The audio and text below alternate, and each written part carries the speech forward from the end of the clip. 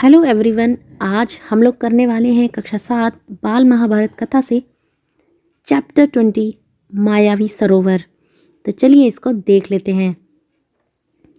बच्चों, आप सबको पता है कि जो पांडव थे वो 5 भाई थे और जो कौरव थे वो थे 100 भाई।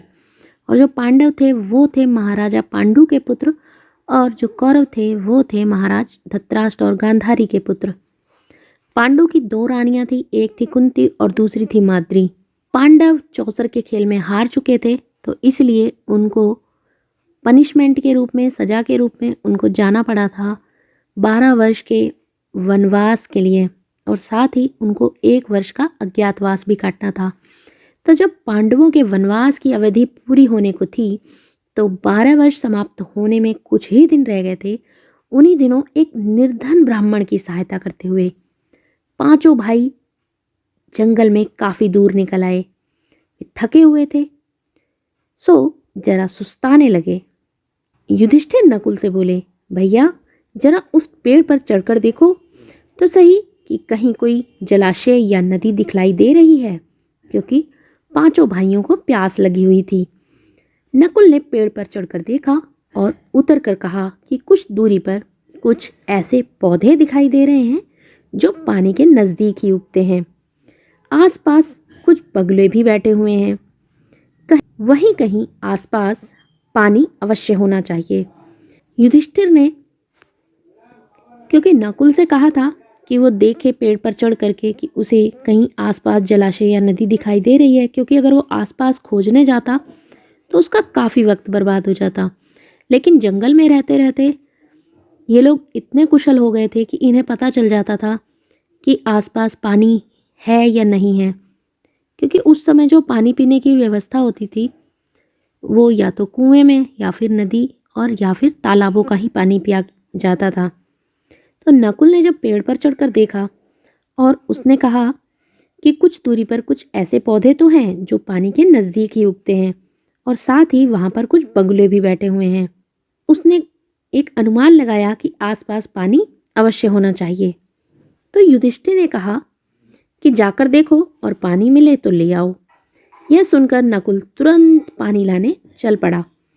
कुछ दूर तक चलने पर अनुमान के अनुसार नकुल को एक जलाशय मिल गया। जलाशय कहते हैं तालाब को। अभी कुछ दूरी तक ही गया था, क्योंकि उसने अनुमान लगाया था कि वहाँ पर कुछ ऐसे पेड़ पौधे हैं जो पानी के पास ही उगते हैं, और साथ ही आसपास कुछ बगुले भी बैठे थे। तो उसने जिस तरह का अनुमान लगाया था उसी के अनुसार वहाँ पर उसको एक जलाशय मिल गया। उसने सोचा कि पहले तो मैं अपनी प्यास बुझा लूं और फिर मैं तरकश में पानी भरकर भाइयों के लिए ले जाऊंगा। उसके पास जो एक पानी भरने वाला पात्र था, उसने कहा पहले मैं पानी पी लेता हूँ यहीं पर, और बाकी पानी जो है तरकश में भरकर अपने भाइयों के लिए ले जाऊंगा। यह सोचकर उसने दोनों हाथों की अंजलि में पानी लिया और पानी पीना ही चाहता था कि इतने में आवाज आई, माद्री के पुत्र, दुस्साहस न करो, यह जलाशय मेरे अधीन है। पहले मेरे प्रश्नों का उत्तर दो, फिर पानी पियो। उसने ये सोचकर कि पहले मैं पानी पी लेता हूँ, जैसे ही जलाशय से पानी पीना चाहा तो उसको एक आवाज़ आती है, क्योंकि मैंने वीडियो की स्टार्टिंग में आपको बताया कि जो पांडव थे वो 5 पुत्र थे महाराजा पांडु के। पांडु की 2 रानियां थी, एक थी कुंती और एक थी माद्री। जो कुंती थी उनसे युधिष्ठिर, भीम और अर्जुन पैदा हुए, और माद्री से नकुल और सहदेव। तो उसने जैसे ही पानी पीना चाहा तो वहां पर आवाज आई। उसने कहा, हे माद्री पुत्र, ये जलाशय मेरे अधीन है, पहले मेरे प्रश्नों का उत्तर दो और फिर पानी पीना, ऐसे ही पानी मत पियो। तो पर उसे प्यास इतनी तेज लगी थी, उस वाणी की परवाह न करके उसने अंजलि से पानी पी लिया। पानी पीकर किनारे पर चढ़ते ही उसे कुछ चक्कर सा आया और वह गिर पड़ा। उसने उस आवाज की ओर ध्यान ही नहीं दिया, क्योंकि उसे प्यास बहुत ज़्यादा लगी थी। तो उसने क्या किया, पानी को पी लिया। उसने ये सोचा ही नहीं कि कौन आवाज से ये बात कह रहा है कि पानी मत पियो, पहले मेरे प्रश्नों का उत्तर दो।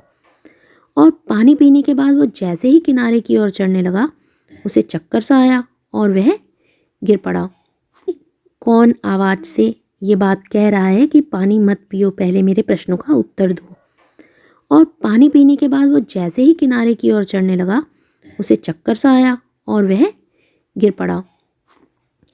जब बड़ी देर तक नकुल के न लौटने पर युधिष्ठिर जो थे वो चिंतित हो गए और उन्होंने सहदेव को भेजा। सहदेव जलाशय के नजदीक पहुंचा तो नकुल को जमीन पर पड़ा हुआ देखा, पर उसे भी प्यास इतनी तेज लगी थी कि वह कुछ ज्यादा सोच न सका। वह पानी पीने को ही था कि पहले जैसी वाणी उसे भी सुनाई दी। उसने वाणी की चेतावनी पर ध्यान न देते हुए पानी पी लिया। जो नकुल ने गलती की, उसी गलती को सहदेव ने भी दोहराया। सहदेव को भी वैसी ही आवाज आई कि पानी पीने से पहले मेरे प्रश्नों का जवाब दो, लेकिन उसने भी उस आवाज की ओर कोई ध्यान नहीं दिया और उसने भी पानी पी लिया। और किनारे पर चढ़ते चढ़ते वह अचेत होकर नकुल के पास ही गिर पड़ा। जब सहदेव भी कुछ देर तक नहीं लौटा तो युधिष्ठिर घबराकर अर्जुन से बोले, जाकर देखो तो उनके साथ कोई दुर्घटना तो नहीं हो गई। अर्जुन बड़ी तेजी से चला। तालाब के किनारे पर दोनों भाइयों को उसने मृत पड़े हुए देखा। अर्जुन ने देखा कि तालाब के किनारे उसके दोनों भाई मरे पड़े हैं तो वह चौंक उठा। वह समझ नहीं पाया कि इनकी मृत्यु का क्या कारण है। यह सोचते हुए अर्जुन भी पानी पीने के लिए जलाशय में उतरा कि तभी उसे भी वही वाणी सुनाई दी, अर्जुन, मेरे प्रश्नों का उत्तर देने के बाद ही प्यास बुझा सकते हो। यह तालाब मेरा है। मेरी बात नहीं मानोगे तो तुम्हारी भी वही गति होगी जो तुम्हारे भाइयों की हुई है। उसी आवाज ने फिर से अर्जुन को भी चेताया। उसने अर्जुन से भी वही प्रश्न किया कि तुम मेरे प्रश्नों का पहले उत्तर दो, उसके बाद अपनी प्यास बुझाना, और अगर तुमने मेरी बात नहीं मानी तो तुम्हारा भी वही हाल होगा जो तुम्हारे भाइयों का हुआ है। अर्जुन यह सुनकर गुस्से से भर गया। उसने वाण छोड़ने शुरू कर दिए। जिधर से आवाज सुनाई दी थी उसी ओर निशाना लगाकर तीर चलाता रहा, किंतु उन वाणों का कोई असर नहीं हुआ।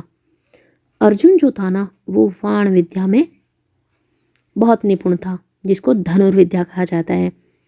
वो जिधर से आवाज आती थी, आवाज के आधार पर ही निशाना लगा देता था, और वो जिसको निशाना लगाना चाहता था उसको जाकर लगता था।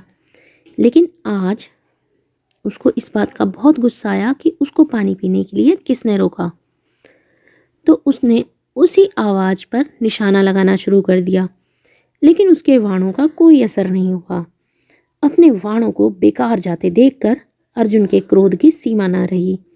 उसका गुस्सा और भी बढ़ गया।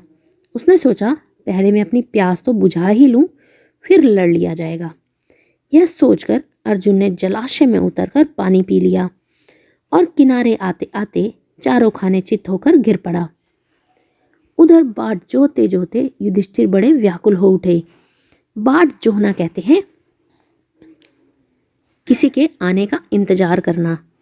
तो युधिष्ठिर इंतजार कर रहे थे अपने भाइयों का, और कोई भी भाई वापस नहीं लौटा। तो अब भीमसेन से उन्होंने चिंतित स्वर में कहा, भैया भीमसेन, देखो तो अर्जुन भी नहीं लौटा। जरा तुम ही जाकर तलाश करो कि तीनों भाइयों को क्या हो गया है। युधिष्ठिर की आज्ञा मानकर भीमसेन तेजी से जलाशय की ओर बढ़ा।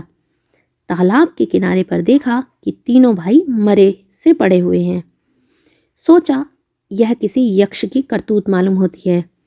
जरा पानी पी लूं, फिर देखता हूं। यह सोचकर भीमसेन तालाब में उतरना ही चाहता था कि फिर वही आवाज आई, मुझे रोकने वाला तू कौन है? कहता हुआ भीमसेन बेधड़क तालाब में उतर गया। भीमसेन की आज्ञा को मानते हुए युधिष्ठिर भी उनके पीछे पीछे गया उनको देखने के लिए, और वहां जाकर देखता क्या है कि तीनों भाई मुर्दावस्था में पड़े हैं। ऐसा प्रतीत हो रहा है वो मर चुके हैं। उसने सोचा कि ये सब एक यक्ष की करतूत हो सकती है। पहले पानी पी लेता हूँ और फिर देखता हूँ इस यक्ष के साथ करना क्या है। लेकिन फिर से वही आवाज आती है, कि पानी बिना उत्तर दिए नहीं पी सकते।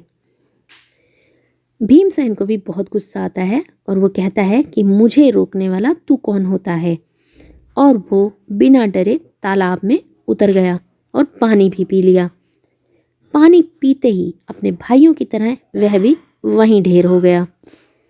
उधर युधिष्ठिर अकेले बैठे घबराने लगे और सोचने लगे कि बड़े आश्चर्य की बात है कि कोई भी अब तक नहीं लौटा। आखिर भाइयों को क्या हो गया? क्या कारण है कि अभी तक वे नहीं लौटे? क्योंकि कहीं ना कहीं युधिष्ठिर को ये तो पता था कि उसके भाई बहुत बलशाली हैं, लेकिन जब कोई भी नहीं लौटा तो उसको भी चिंता होने लगी। जल की खोज में वे जंगल में इधर उधर भटक तो नहीं गए। मैं ही चलकर देखता हूं कि बात क्या है। आगे जब युधिष्ठिर उनके पीछे पीछे जाते हैं तो वहां वो देखते हैं कि चारों भाई वहां पर बेसुध होकर पड़े हैं और प्यास उन्हें भी लगी थी, लेकिन वो पानी नहीं पीते। वो वहां पर उस यक्ष के प्रश्नों का उत्तर देते हैं, क्योंकि यक्ष ने उससे भी यही कहा था कि पानी पीने से पहले मेरे प्रश्नों का उत्तर देना होगा। पहले तो युधिष्ठिर के मन में ये बात आई कि कहीं दुर्योधन की ये कोई चाल तो नहीं, कहीं उसने पानी में विष ही तो नहीं मिला दिया, जिस पानी को पीने की वजह से उसके भाइयों की ये दशा हुई है। लेकिन बाद में उसे पता चल जाता है कि ये सब यक्ष ने किया है, तो वह उसके प्रश्नों का उत्तर देकर अपने भाइयों को पुनः जीवित करा लेता है। यक्ष उससे कौन कौन से प्रश्न पूछता है ये सब हम जानेंगे अगली वीडियो में। आपको ये वीडियो कैसी लगी? अच्छी लगी हो तो इसको लाइक कर देना, अपने दोस्तों में ज़्यादा से ज़्यादा शेयर करना। जो लोग चैनल पर नए हैं चैनल को सब्सक्राइब कर लेना। Thanks for watching. बहुत जल्द मिलेंगे हमारी नई वीडियो में। Till then bye.